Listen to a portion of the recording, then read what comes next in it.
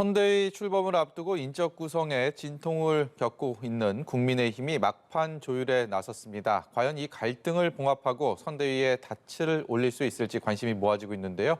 오늘 뉴스 1번지 1번지 현장에서는 김경진 전 의원과 함께 관련된 얘기 나눠보도록 하겠습니다.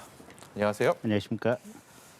먼저 광주 방문한 얘기부터 해보도록 하겠습니다. 이제 딱 일주일이 지났습니다. 일주일 전에 윤석열 후보가 광주 국립 5.18 묘지에 참배를 하기 위해 찾았는데 네. 추모탑에서 재단까지 가지는 못했습니다. 네. 저희는 화면을 통해서 김경진 의원이 이 안경에 김이 하얗게 서려갖고 옆에 있는 모습들을 봤는데 이 물리적인 불상사는 없었는데 고성이 막 오가는 상황들 꽤 위태롭다라는 느낌도 좀 받았거든요. 네. 어땠습니까, 현장? 그러니까 이제 애시당초 이제 이 사단의 시발은 윤석열 후보께서 전두환 전 대통령의 이 여러 가지 어떤 독재라든지 군부 쿠데타라든지 이런 문제도 있었지만 예. 인재를 적재적소에 배치를 했고 권한 위임을 했다. 이제 이 점을 얘기하려고 하다가 하필이면 이게 지금 전두환 대통령을 예시로 들면서 예. 이제 호남민들의 마음을 상하게 했고 또 5.18 정신에 이 상처를 주었던 측면들이 있어서 후보가 이제 누차 여러 차례 사과를 했는데 사과가 미흡하다 보니까 이제 경선이 끝나자마자 이게 광주를 갔었던 거고요. 예. 현장에 가보았더니 이제 5월 어머니라든지 또 유족회들이 이게 참배단을 점거하고 계시더라고요. 네. 그래서 이제 저희들은 경찰이라든지 또 지지하는 또 윤석열 후보를 반대하는 여러 시민들이 뒤엉킨 상태에서 참배단 한 30m 앞 정도까지 갔었고요.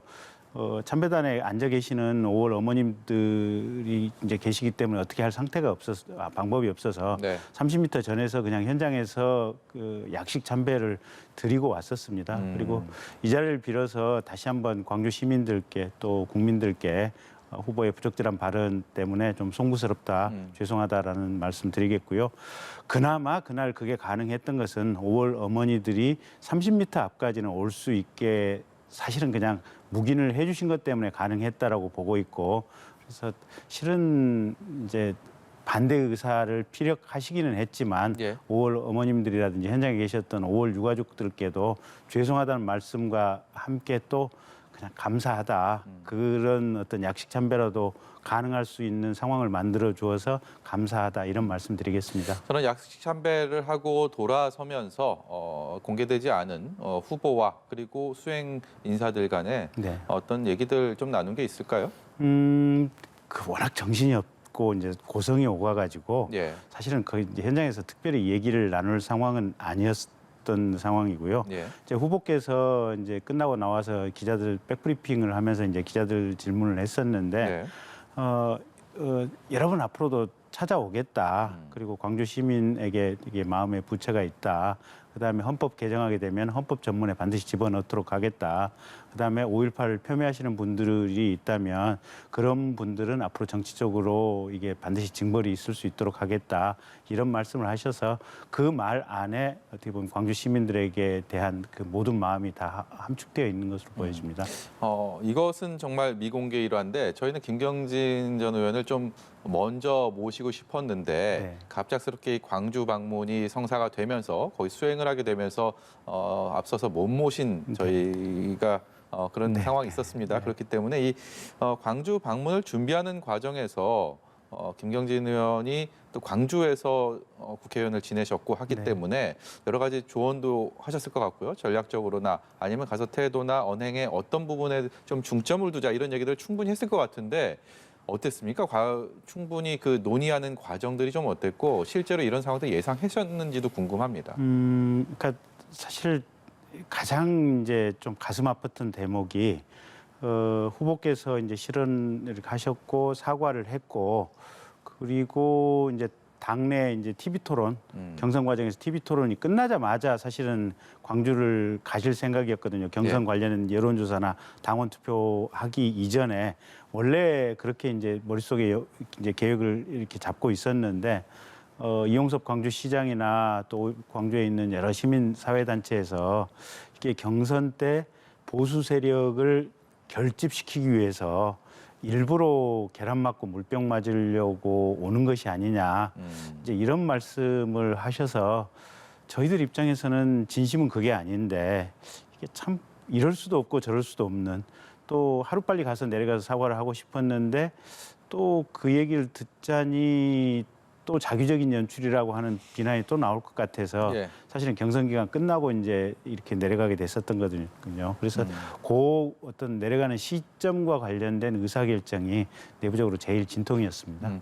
이번 방문 그리고 사과를 통해서 광주 시민들 그리고 전남 전북 도민들이 상처를 어느 정도 치유가 됐다라고 자평하십니까?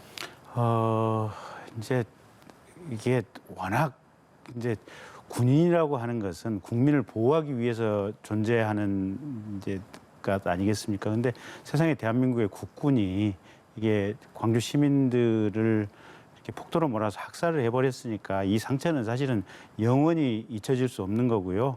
그런 차원에서 우리 후보께서도 앞으로 계속해서 광주를 기회가 있을 때마다 방문을 하겠다.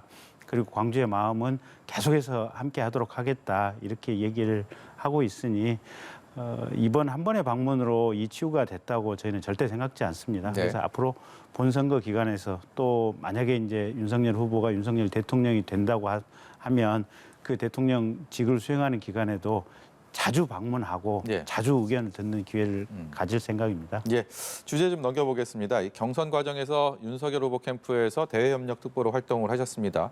윤석열을 돕는 윤석열의 사람으로 함께하는 김경진 선뜻 와닿지 않았습니다. 좀 시간은 지났지만 그런 선택을 하게 된 결정적인 이유랄까요? 어떤 게 있었습니까? 그러니까 조국 장관 일가 수사 이후에 사실은 이게 진보 진영에서 이탈한 국민들이 상당수가 있었죠. 저도 그때 그 순간에 이제 이렇게 마음이 진보 진영에서 좀 떠났다. 정확히는 진보 진영이라기보다도 지금도 머릿속에서는 진보적인 어떤 정치적 좌표와 생각을 하고 있다고 스스로 평가하고 있지만 민주당이 대한민국의 가장 기본적인 법 질서를 침해할 수도 있구나. 이게 조국 씨 부인 같은 경우 지금 항소심에서 실형 4년이 확돼 있고 대법원 가 있지 않습니까? 예. 뭐 당숙이라든지 뭐 오촌 조카 다 실형이 지금 확정되거나 확정되기 직전의 상태 아닙니까? 근데 그런 일가족을 지키기 위해서 검찰 개혁을 하자고 민주당이 주도해서 서초동에서 촛불 시위를 했거든요. 이게 과연 정상적인 상태인가? 그리고 대한민국의 국가를 이끌어가는 여당이 취할 수 있는 정치적인 이게 합당한 선택인가? 저는 굉장히 비판적인 시각에서 봤고요. 조국 사건 이후에 민주당에 대한 강한 견제와 비판이 있어야겠다. 이러지 않으면 대한민국 자체가 정말로 이 잘못된 길로 갈 수도 있겠구나. 헌법상의 법치 질서가 깨질 수도 있겠구나. 이런 생각을 했었고요. 그 과정에서 윤석열이라고 하는 사람이 꿋꿋하게 자기 원칙을 지키고 법 집행하는 과정을 보면서 이 사람이라면 대한민국이 믿고 따라가도 되겠다라는 판단을 했습니다. 예. 이 선대위 구성을 놓고 갑론을박이 이어지고 있고 이제 어느 정도 좀 상황이 무르익는 분위기가 감지가 되고 있는데 캠프는 후보 선출을 마지막으로 해체가 됐고요. 네. 이제 선대위를 만드는 이 과정에서 김종인 전 위원장 얘기가 가장 많이 오르내리고 있는 것 같습니다. 네. 이 효과가 어느 정도인지에 대한 좀 기대감도 있는 것 같고요. 우려도 있는 것 같습니다. 네. 홍준표 전 후보 같은 경우는 아날로그 인사다 네. 이런 얘기를 또 평가절하했더라고요. 네. 김경진 의원께서는 어떻게 보고 계십니까? 그러니까 이제 저희 캠프 내부에서도 사실은 김종인 위원장에 대해서 굉장히 높게 평가하시는 분도 있고 또 과대평가됐다라고 생각하시는 분들도 있고 의견이 분분한데 예. 대체로는 보면 이분이 소속되어 있었던 진영에서 매번 큰 선거, 대통령 선거가 있을 때 대체로 그 진영이 승리를 거뒀다라고 하는 것. 그다음에 이분이 항상 이게 중도 진영의 국민들의 마음을 읽고 예. 이분들을 위해서 적절한 어떤 대책이나 정치적인 어떤 방향성을 제시했다라는 점, 그런 점에 있어서는 저 개인적으로는 대단히 훌륭한 분이다라고 보고 있고요.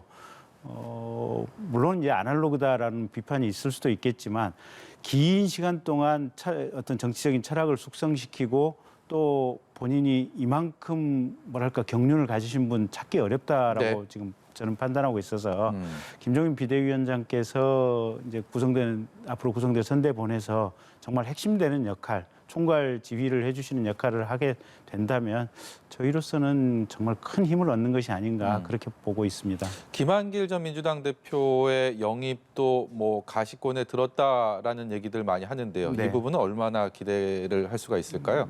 이제 이게 발표가 돼봐야 아는데요. 어쨌든 후보 본인하고 김한길 대표하고는 오래전부터 아마 인간적인 교분이 있었던 걸로 알고 있고요. 예.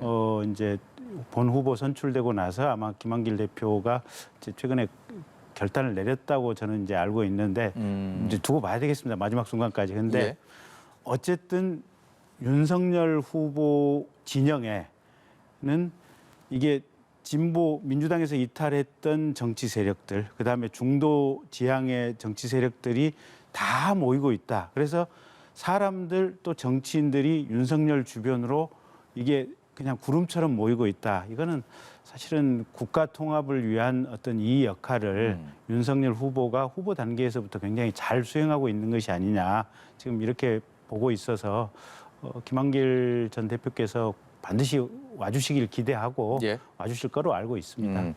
이번 대선에서요, 후보만큼이나 주목을 받는, 조명을 받는 인물들이 후보의 부인들입니다. 네, 이재명 후보의 부인인 김혜경 씨는 최근에 사고, 그리고 한 특정 언론의 사진을 통해서 이 톡톡히 조명을 받았지만 그 조명이 좀 그릇돼 있음을 여실히 좀 드러냈고, 김건희 씨 같은 경우도 언제쯤 어떤 방식으로 또 드러낼 건지에 대한 부분들 관심을 많이 받고 있는데, 실제로 윤석열 후보 부인인 김건희 씨 만나보셨습니까? 저는 못 만나봤습니다. 주변에서도 많은 얘기 좀 하지 않았을까라는 생각이 드는데 어떻습니까? 그러니까 문화계 쪽에 계신 분들하고 제가 이제 필요상 접촉을 하면 그분들 중에는 김건희 씨하고 과거에 어떤 일을 같이 했었다. 이런 분들이 조금 계시더라고요. 예. 근데 이제 간접적으로 들은 바에 의하면 대단히 밝고 쾌활한 분이다. 그리고 에너지가 넘친다.